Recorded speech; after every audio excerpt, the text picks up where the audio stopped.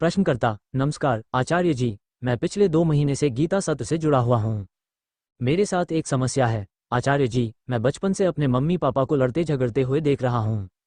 इस समय मेरी उम्र 49 ईयर्स 49 की हो गई है और आज मेरे पिताजी की एज 75 साल 75 और मम्मी की एज 70 साल 70 करीब है। अभी पिछले वीक सप्ताह एक घटना घटी जिससे मैं बहुत परेशान हूँ। वो आज भी इतनी उम्र के बाद भी अभी भी लड़ते रहते हैं। और एक दिन अभी पिछले हफ्ते उनमें इतनी लड़ाई हो गई और बहुत छोटी छोटी बातें रहती हैं, बहुत बड़ी बातें नहीं रहती। अगर आप उसको समझें तो बहुत वो होता है कि क्या है ये भी कोई लड़ाई की बातें हो सकती हैं। और मेरे पिताजी जो पहले से भी थे मारने पीटने में, वो मेरी मम्मी को मारने लगे और मैंने उनको इतना समझाने की कोशिश किया, उनको हटाने की कोशिश किया कि पिताजी मत करिए। अब तो ये ऐसी इतनी उम्र में भी ये सब चीज़ें वो नहीं मानने को तैयार थे। तो पता नहीं मेरे को उनको रोकने के लिए मेरा भी उन पर एक हाथ उठ गया और मेरा हाथ उठना था। उसके बाद वो शांत हो गए और मेरे को उल्टा सीधा बोलने लगे। और इतना ही नहीं, मतलब जिन मम्मी के लिए मैं ये कर रहा था वो मम्मी भी मुझे बोलने लगी कि तुम कैसे बेटे हो कि तुमने अपने पिताजी पर हाथ उठा दिया। और उसके बाद से एक हफ्ते से न मैं पिताजी से ढंग से बात कर पा रहा हूँ, न मम्मी से बात कर पा रहा हूँ। वो मुझसे नाराज़ हैं। और इवन जबकि मेरे 2 भाई और हैं, उनको भी सब बताया तो वो भी आए क्योंकि यही रहते हैं मम्मी पापा।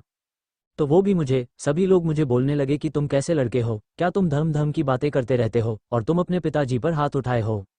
मैं उस दिन से बिल्कुल ग्लानि महसूस कर रहा हूँ। मैं कैसे इस चीज़ से बाहर निकलूँ समझ नहीं पा रहा हूँ। आचार्य जी, कृपया कुछ समाधान करें कि मुझे ऐसा करना था या नहीं करना था। मतलब कैसे हो गया मुझे पता भी नहीं चला, लेकिन ये था उसके बाद उनका मारना शांत हो गया। मतलब वो मम्मी को नहीं मार रहे उस वक्त, फिर शांत हो गए उसके बाद। आचार्य प्रशांत, अतीत में कुछ हुआ था, उसका समाधान कभी ये नहीं होता कि मुझे वो करना चाहिए था कि नहीं करना चाहिए था। अतीत में जो हुआ उसी के कारण आप आज जो हैं वो हैं, चाहे वो 5 दिन पहले का अतीत हो चाहे 5 दशक पहले का अतीत हो। अतीत में जो कुछ हुआ है उसी के कारण आप जैसे आज हैं वैसे हैं। और जैसे आप हैं यही वो व्यक्ति है जो अतीत को देख के कह रहा है गलत हुआ। अब मान लीजिए अतीत में कुछ और हुआ होता तो आप वो व्यक्ति नहीं होते जो आप आज हैं। तो फिर ये सवाल भी नहीं होता कि क्या गलत हुआ, तो अतीत में जो हुआ उसी के कारण तो आप आज ऐसे हैं ना। अब पीछे देखकर कहना कि सही हुआ कि गलत हुआ बदल सकते हो क्या? कैसे बदल सकते हो? जो आप आज खड़े हो जब यही नहीं बदल सकता तो अतीत क्या बदलेगा? उसका परिणाम तो सामने खड़ा है, अतीत कहीं चला थोड़े ही जाता है। तो वो सब छोड़िए कि करना चाहिए था कि नहीं करना चाहिए था। अब कर दिया तो कर दिया, अब क्या बताऊं उसमें हो गया। कहावत है कि जब बाप का जूता बेटे के पाँव में आने लगे तो बाप बेटा फिर दोस्त हो जाते हैं। अब 50 का पुत्र 75 का पिता, ये तो सन्यास और वानप्रस्थ आपस में गले मिल रहे हैं, तो इसमें क्या ये सोचना है कि कौन पुत्र है कौन पिता है, कुछ नहीं है। ऐसे ही हैं, 2 दोस्त हैं, धौल धप्पा चलता रहता है, किसी ने किसी को लगा दिया। इसमें ऐसी क्या बात है, ग्लानि की क्या, इसमें कुछ भी नहीं। फिर हमारा तो कथाओं का देश है। माँ गौरी बोल गई थी कि बेटा गणेश, हम नहा रहे हैं और कोई नहीं आएगा, और कोई नहीं आएगा तो फिर वो पिता से भी भिड़ गए। फिर भले उसके लिए वहां पिता ने हाथ उठा दिया, ऐसा हाथ उठा दिया कि गर्दन ही काट दी। तो ये सब तो हमारे यहाँ चलता रहता है। माँ की खातिर बाप बेटे में तनातनी लगी रहती है, ये कोई आज की बात थोड़े ही है। समझ रहे हैं? कुल मिलाकर के देखिए, दिक्कत यह है कि हमारे जो संबंध होते हैं ना, न वो स्वस्थ होते हैं, न खुले होते हैं, न आज़ाद होते हैं। हमारे पास संबंधों का एक ब्लूप्रिंट खाका होता है। अब मैं मूल समस्या की बात कर रहा हूँ। आपके पास संबंधों का पहले से खींचा हुआ एक खाका होता है, the manual of ideal relationships, आदर्श संबंधों की निर्देशिका। आप पैदा होते नहीं हो कि आपको बता दिया जाता है कि ऐसे रिश्ते होने चाहिए। ये 2 व्यक्ति हैं जिसमें से एक का नाम है बाप, एक का नाम है बेटा, और ये आपस में इस तरीके से बात करेंगे। प्रोटोकॉल शिष्टाचार निर्धारित हो जाता है। TCP, IP, transmission control protocol, internet protocol, computer के बीच संचार की व्यवस्था तय कि तुम दोनों आपस में ऐसे बात करोगे। तो कौन सी आज़ादी है फिर इसमें, अगर पहले ही बता दिया गया है कि इसका आपस का रिश्ता ये होगा। और रिश्ता दोनों का आपस में ये है कि तुम इसे कूट सकते हो, तुम इसे नहीं कूट सकते हो। इस्मत चुगताई, लेखक और फिल्म निर्माता का नाम सुना होगा आपने, उनकी लिहाफ खासकर बड़ी प्रसिद्ध कृति है और बड़ी बेबाक और विद्रोही लेखिका थीं। तो उनसे पूछा गया उनके बचपन के बारे में, आज ही देख रहा था, बोली देखिए हिंदुस्तान में ये होता है कि घर का जो बच्चा होता है उसको कूटने के बारे में एक नियम होता है, अलिखित नियम। नियम ये होता है कि तुम उसे तब तक कूट सकते हो जब तक वो तुम्हें न कूटने लग जाए। श्रोतागण हंसते हैं। बोली, मैं जरा तेज तर्रार थी, मुझे ये नियम जल्दी समझ में आ गया। तो 7 ही 8 की बरस से मैं ऐसी हो गई कि जब मुझे कोई कूटने लगता था तो मैं ऐसा धमाल मचाती थी, ऐसा चिल्लाती थी, ऐसा कूदती थी कि लोग मुझे कूटने से परहेज करने लगे। वो भी यही कह रही हैं कि एक नियम चल रहा है ये कि कुटाई तो हो सकती है पर एक ही तरफ से। किधर से? कि जो बड़ा वाला है वो छोटे को कूट देगा। हम ये नहीं कह रहे कि छोटा वाला भी बड़े को कूट दे। हम बात ये कर रहे हैं कि आपके पास एक ब्लूप्रिंट दे रखा है किसी ने कि ऐसे चलना, ऐसे चलना, ऐसे चलना। आपको जो अफसोस, जो दुख भी हो रहा है वो ये थोड़े ही है कि आप कह रहे हो कि अज्ञान में कुछ हो गया। आपको जो अफसोस हो रहा है वो भी ये हो रहा है कि कहीं मैंने पुत्र धर्म का उल्लंघन तो नहीं कर दिया, कहीं मैं परंपरा का दोषी तो नहीं हो गया। आपको ये दुख हो रहा है। ये दोष तो बाद में लगेगा कि आपने परंपरा तोड़ दी कि नहीं तोड़ दी। पहले तो दोष ये लगेगा कि 50 साल तक लेकर कैसा चल रहे थे। परंपरा अगर तोड़ी भी है तो 50वें साल में तोड़ी है। 50 साल तक कैसा रिश्ता चला रहे थे पिता से, वैसा ही जैसा पिताजी और दादाजी का था, दादाजी और परदादाजी का था। क्योंकि यही तो हमें बताया गया है, रिश्तों की रूपरेखा पहले ही तय होती है ना, एकदम तय होती है। रिश्तों की रूपरेखा इस हद तक तय होती है। मैं आपको एक बताता हूँ।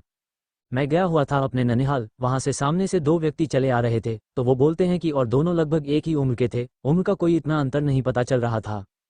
तो वो बोलते हैं कि एक बोलता है साला आ रहा है, दूसरे बोले क्यों गाली दे रहे हो? वो बोले नहीं, गाली नहीं दे रहे हैं, इसमें से वो जो है न वो उसका साला है। बोले कैसे पता चला? बोले चाल से पता चल गया, न नाम पता न वहाँ उनके चेहरों पर कुछ लिखा हुआ है, पर ये दो व्यक्ति आपस में जिस तरह से व्यवहार करते हुए आ रहे हैं, इनकी चाल जैसी है। कैसे एक व्यक्ति है जो थोड़ा सा अकड़ करके थोड़ा आगे चल रहा है, एक है थोड़ा सा पीछे चल रहा है दब करके। उसी से पता चल रहा है कि एक दामाद जी है और एक साला भाई साहब है। आप कुछ न जानते हो तो भी इंसान को देखकर बता देंगे कि ये कौन से एल्गोरिदम, प्रतीक गणित का पालन किया जा रहा है। आप बात कर रहे हैं, एक बूढ़ा आदमी मिले और एक जवान आदमी मिले। आप देखें अपने सामने ये नज़ारा और अचानक बूढ़ा आदमी झुक करके जवान आदमी के पांव छू ले। इसका क्या अर्थ है? इसका अर्थ है कि राजा जनक मुनि अष्टावक्र से मिले हैं, तो जो वृद्ध है वो युवा के पांव छू रहा है। क्या इसका ये अर्थ है? बोलो नहीं। इसका अर्थ बोलो फिर क्या है, जल्दी बताओ। ससुर जी मिले हैं दामाद जी से। क्या आपके यहाँ नहीं होता ये दामाद जी की चरण स्पर्श करने का काम?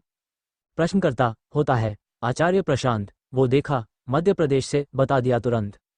नहीं तो ये बात कितनी बेतुकी लगती कि एक बूढ़ा आदमी एक जवान आदमी के पांव छू रहा है। या तो अष्टावक्र हो तो छू लो पांव, वो तो है नहीं, तो क्यों छू रहे हो? क्योंकि एल्गोरिदम है, क्योंकि इंस्ट्रक्शन मैनुअल, निर्देश पुस्तिका है, ऐसा करना होता है। आपको भी यही बुरा लग रहा है कि बाप को पीटना नहीं होता है और मैंने पीट दिया, इससे अधिक कोई आपको आत्मबोध थोड़े ही हो गया है। कोई आपको ये थोड़े ही लग रहा है कि मनुष्य होने के नाते मैंने एक दूसरे मनुष्य के साथ हिंसा कर दी, ये ग्लानि की बात है, ऐसा थोड़े ही हो रहा है। आपको अफसोस बस इंस्ट्रक्शन मैनुअल को वायलेट, उल्लंघन करने का है कि मैंने संबंधों की निर्देशिका का उल्लंघन क्यों कर दिया, आपको बस इस बात का। तो मैं कह रहा हूं कि अफसोस इसका नहीं होना चाहिए कि उल्लंघन क्यों कर दिया। प्रश्न ये पूछा जाना चाहिए कि इतने दिनों तक उस इंस्ट्रक्शन मैनुअल पर चल क्यों रहे थे। न बाप बेटे को जान पाता, न बेटा बाप से कोई रिश्ता बना पाता, क्योंकि दोनों बस किरदारों को जी रहे हैं।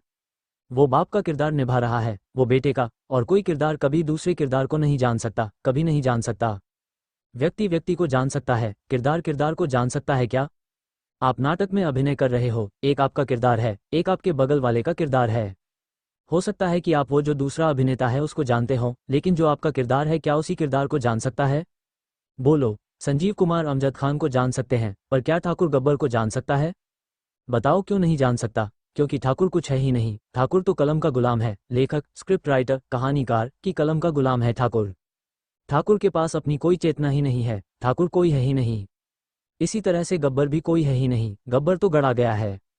इसी तरह से हमारे यहाँ हर इंसान गढ़ा जाता है, उसकी अपनी कोई चेतना विकसित ही नहीं होने दी जाती। सब किरदार अदा कर रहे हैं। आप पति बन जाते हैं, आपके पास एक किरदार आ जाता है, अब मुझे इससे इस तरह से बात करनी है। बहुत सारी प्रेम कहानियां तो इसीलिए टूट जाती हैं। लड़का लड़की थे तब तक चल रहा था, थोड़ा इंसान से इंसान की तरह रिश्ता हो जाता था, भले ही कैसा भी था, उल्टा पुल्टा था, वासना थी, जो भी था, पर फिर भी दो इंसान थे किसी तरह के। अब जब शादी हुई नहीं कि वो मिस्टर हस्बैंड, श्रीमान पति बनना शुरू कर देता है। वो कहेगा ये करो, अब वो करो, वो कहेगी पागल है क्या, और ये भी मिसेज वाइफ, श्रीमती पत्नी बनना शुरू कर देती है। इसके भी कई हक आ जाते हैं ऐसे वैसे। वो कहता है चद मत, अब फिर चलता नहीं मामला, क्योंकि ये भी क्या करना शुरू कर देते हैं। इन्हें भी बचपन से गुट्टी पिला दी गई थी कि हस्बैंड को ऐसे ऐसे होना चाहिए, ऐसे करना चाहिए, और वाइफ को ऐसे ऐसे होना चाहिए और ऐसे ऐसे करना चाहिए। तो ये रोल प्लेइंग, भूमिका निभाना शुरू कर देते हैं, और दो लोग जब रोल प्लेइंग कर रहे हों तो उनमें कोई रिश्ता नहीं बन सकता। IIM, Indian institute of management, भारतीय प्रबंधन संस्थान में मैं खूब नाटक किया करता था। तो अब जवानी के दिन, तो वहाँ पर भी ऐसी ही बात हो रही थी किसी नाटक के सिलसिले में। तो वो जो नाटक था उसमें जो किरदार थे उन्होंने मास्क, मुखौटा पहन रखा था, उसका नाम ही मास्क से संबंधित था। तो मैं उसकी थीम समझा रहा था। थीम उसकी जो थी उसमें यह बात बड़ी प्रमुख थी कि किस तरह से लोग नहीं होते, सिर्फ श्रोतागण। मास्क, आचार्य प्रशांत, मास्क होते हैं, और मास्क के नीचे क्या होता है? एक और मास्क, और उसके नीचे क्या होता है? श्रोतागण, एक और मास्क। आचार्य प्रशांत, उसके नीचे क्या होता है? श्रोतागण, एक और मास्क।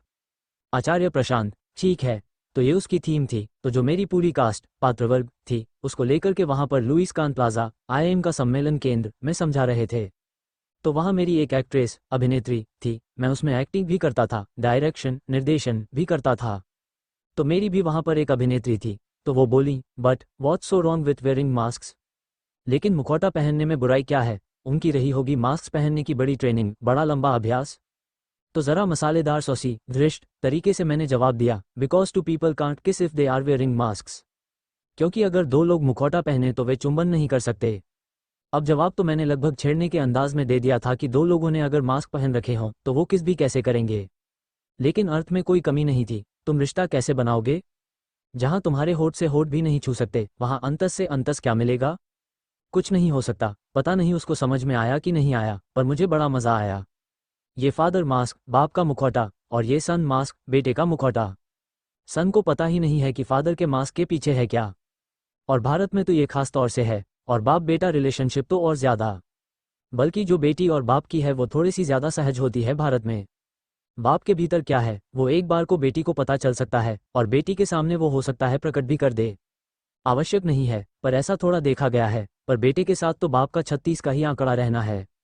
राग दरबारी है, यदि आपने पढ़ी हो श्रीलाल शुक्ल की, उसमें एक बड़े पहलवान और एक छोटे पहलवान का उल्लेख आता है। तो उसमें यही था कि वो बताते हैं वो जो है वो पूरा हास्य व्यंग से भरपूर उनकी कृति है।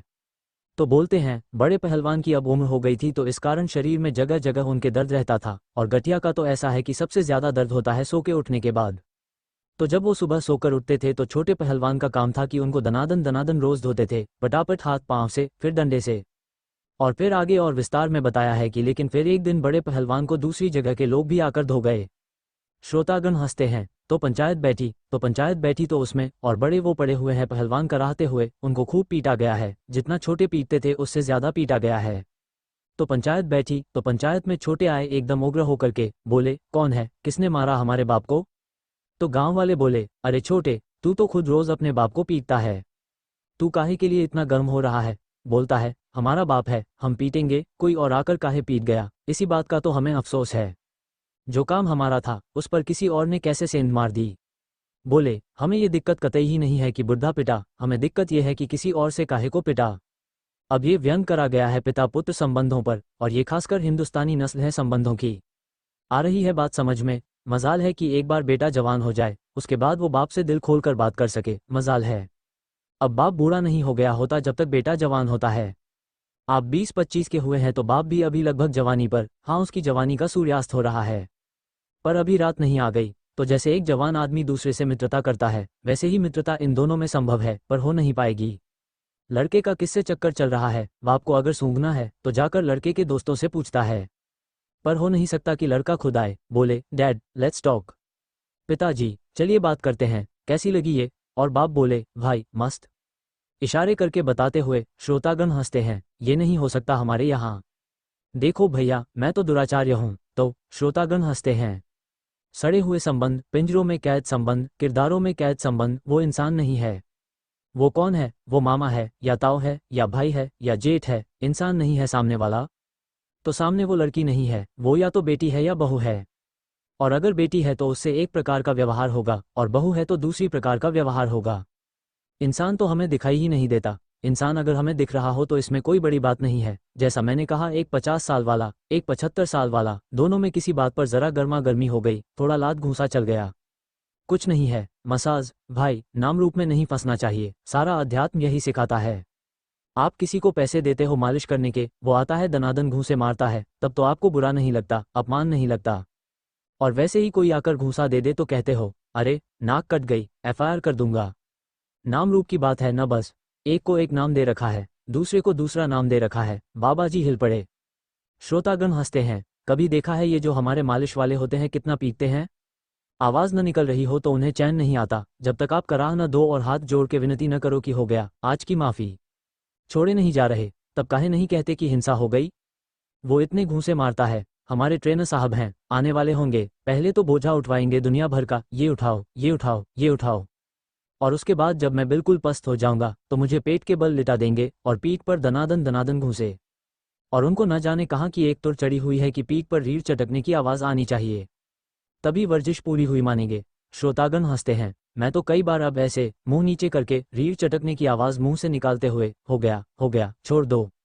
वो इतने घूंसे मारे तो कोई अपमान नहीं, हो गया, मार दिया। डैडू है, तुमने भी बहुत मारा था जब हम छोटू थे। हो गया एक आध, कोई बात नहीं, और जब हम छोटे थे तो हमने भी। छोटा तो होता है बच्चा जब तक, तब तक फिर भी सहज रहता है संबंध। पिताजी कई बार उसे छाती पर भी बैठा लेंगे, छाती पर मुंह भी देगा, तब तो कोई समस्या नहीं हो गई थी। तो वैसे ही एक फिर से हमने आपको पुराने दिनों की स्वर्णिम बाल्यकाल की याद दिला दी। मित्रवत व्यवहार करिए। बच्चा किसी को बस 2 ही शर्तों में मानिएगा, वो 2 शर्तें भी मिलाकर एक ही शर्त हैं। 2 शर्त मैं क्या बोल रहा था, या तो उम्र से बहुत छोटा हो, ऐसा छोटा कि गोद में उठाना पड़ता हो या उंगली पकड़ के चलाना होता हो, तो उसको बच्चा कह लीजिए। या कि वो चेतना से बहुत छोटा हो तो उसको बच्चा कह लीजिए। ये भी दोनों एक बात हो गई, क्योंकि जो उम्र से बहुत छोटा है वो चेतना से भी छोटा होता ही है। तो बच्चा उसी को मानो जो चेतना से छोटा है, और बड़ा भी उसी को मान लो जो चेतना से बड़ा है। बाकी सबको अपने ही स्तर का माने बाकी सब मित्र हैं। बाकी सब अपने ही जैसे सब मित्र हैं भाई, कोई बड़ा बड़ा क्या? काहे के बड़े हैं पिताजी अगर माताजी को पीट रहे हैं अभी? इनको हम बड़प्पन का श्रेय देंगे। 72 साल की महिला और ऑस्टियोपोरोसिस एक हड्डी रोग है जिसमें हड्डियां कमजोर और कम घनी हो जाती हैं वगैरह हो रखा हो। हड्डियां कमजोर हो, तुम पीट रहे हो, उनका फ्रैक्चर हो जाए, हड्डी जुड़ेगी भी नहीं इस उम्र में। इनको बड़ा माने क्या? ये बड़ा मानने योग्य है, इनको हम क्या मान लेंगे? मित्र हो, बंधु हो, डैडी नहीं बैंडी, बंधु, तब ठीक, फिर ठीक है। भाई बहनों वगैरह में भी रिश्ते जानते हो सबसे अच्छे कौन से चलते हैं जहां दोस्ती होती है? मान लो 2-3 भाई बहन हैं और फिर वो सब ममेरे चचेरे मिलाकर के 10-12 हो गए हैं, उसमें से तुम पाओगे कि कोई 2-3 हैं, इनकी बड़ी लंबी उम्र के अंत तक चली। ये 2-3 कौन थे?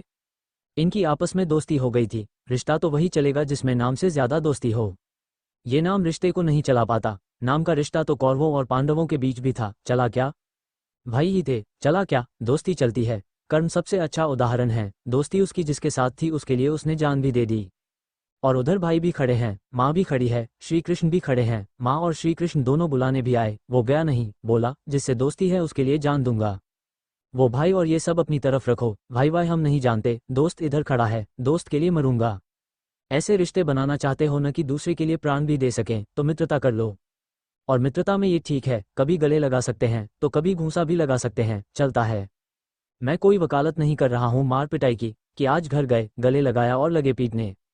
बुड़ू परेशान हैं, बोल रहे, काहे पीट रहा है लल्ला? बोल रहे, because we are now friends, क्योंकि हम अब मित्र हैं। पर टाक करने मत लग जाना कि दोस्ती का मतलब तो मार पिटाई होता है, ये नहीं कह रहा हूँ। एक बार मैंने पूछा था, मैंने कहा था घर में एक देवी जी थी, कुछ सवाल कर रही थी, उनका कुछ पारिवारिक था हिसाब, और सारा दोष जो है वो पतिदेव पर डाल रही थी। मैंने कहा, आप घर में रहती हो? हाउसवाइफ थी। मैंने कहा, आप घर में रहती हो, दिन में घंटी बजती होगी, प्लम्बर नलसाज आया है, इलेक्ट्रिशियन बिजली मिस्त्री आया है, कोई आया है, कोई वेंडर विक्रेता आया है, कोई आया है, मेड कामवाली बाई आई है। आप खोलते हो दरवाज़ा, थोड़ी देर को तो देखते हो न कौन आया है? बोली, हाँ। मैंने कहा, और जो साधारण लोग होते हैं जो आते जाते रहते हैं, जो जितने ज़्यादा अपरिचित होते हैं उनको आप उतना ज़्यादा देखती हो ना? बोली, हाँ। बोली, और दोपहर के समय तो थोड़ा सा सन्नाटा हो जाता है, तो उस समय तो और पहले गौर से मैं ऐसे देखती हूँ उससे, दरवाजे पर लगे कैमरा से, और उसके बाद ही खोलती हूँ। और खोलने के बाद भी गौर से थोड़ा देखती हूँ, हाव भाव कैसे हैं इसके, कुछ हथियार थियार तो नहीं लिए, क्या है? मैंने कहा, अच्छा। मैंने कहा, और ये पतिदेव कब आते हैं घर? बोली, कभी 6, कभी 7, कभी 8-9 भी बजाते हैं, काम पर हैं।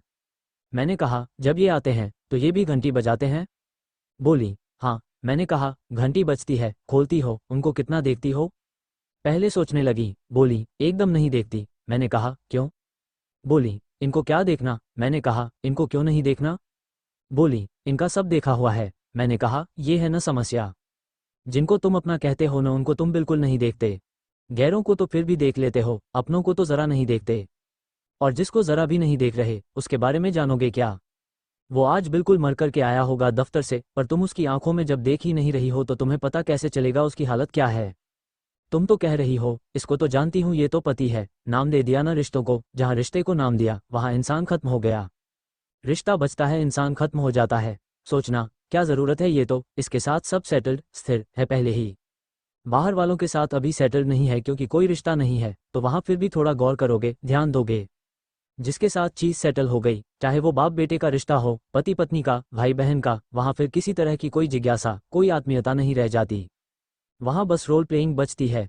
घंटी बजी, देखा वो खड़ा है, ऐसे खोल दिया, भीतर गए, पता है अभी आया है, चाय पिएगा, चाय बनाकर इसको दे दो, चाय फेंक दी। बापों की तो बहुत दुर्दशा है, इसमें तो कोई शक नहीं। यहाँ जो बेटे बैठे हैं, बताएं उन्होंने बाप से आखिरी बार कब दिल की बात करी थी? नहीं करते। पुरुषों को तो मतलब ऐसा बना दिया है कि उनको किसी तरह के स्नेह की, स्पर्श की जरूरत ही नहीं होती। और ये गहरा लिंग भेद है। लड़का भी जब किसी प्रकार की भावनात्मक स्थिति में होता है तो फोन पता है किसको मिलाता है?